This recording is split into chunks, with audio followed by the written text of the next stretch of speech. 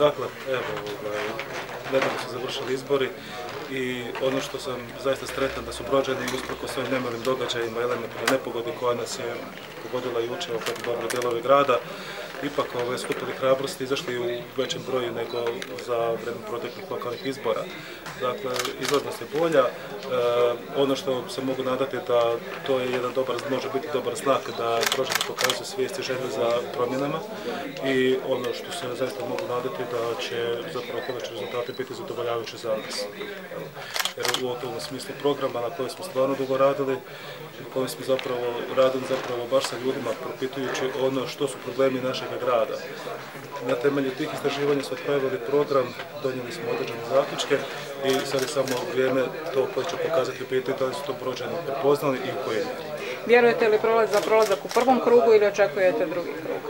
Prema ovim prvim izlaznim anketama. A čujte, s obzirom da nemam kristalnu kuglu i ne zove se Gandalf, ne bih to govorio ovako sada. Pričekat ćemo neke službene rezultate. Hvala vam lijepa.